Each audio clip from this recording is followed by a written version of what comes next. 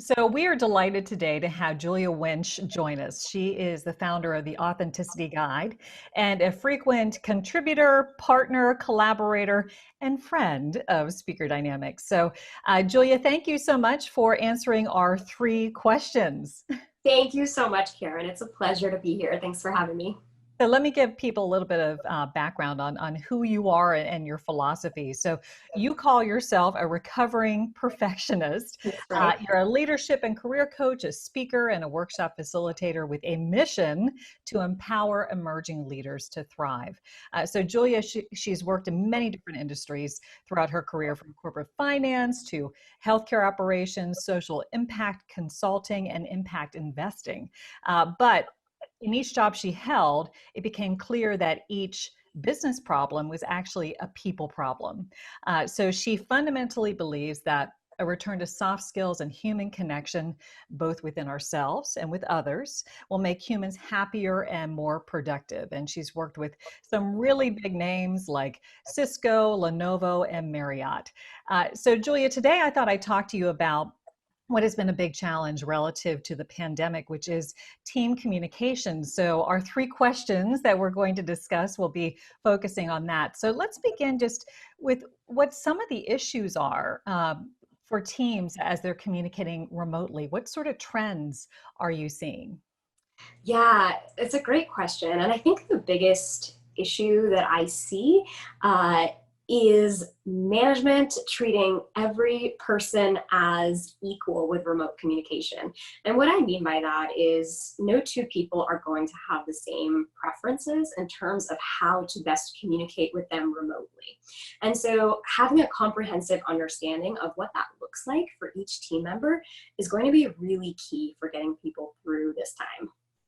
So how can managers work to correct those communication gaps? And are there any tools that they can use? Absolutely. And so the first thing I suggest that all teams do is just level set, take a little bit of a break from your workday to have a meeting with your team and actually work to understand the communication preferences of everyone on the team. And I have this tool, Karen, that I love to use when I'm facilitating these team communication workshops. And I actually call it the grid. It's super simple. It's basically four squares, and managers ask their teams to fill these out. By the way, managers should fill them out as well. And there are four prompts in this grid. And the first prompt is, you get the best out of me when, dot, dot, dot. The second prompt is, you get the worst out of me when. The third prompt is, you can count on me to. And the fourth prompt is, what I need from you is. And these are really powerful questions that might seem simple at first, but they actually evoke people's preferred communication styles, their pet peeves, and help teams communicate that much better. Oh, absolutely. And I'm sure that intel will be so valuable for managers to really understand, okay, what have I been doing right with this person? What have I been doing wrong with this person, and be able to course correct. So we will put a link to that, if that's okay, Yeah, that'd be great. in the comments below this video. So thank you so much for sharing that. Uh, the third question: why is it so important to be aware of potential communication gaps when teams are working remotely?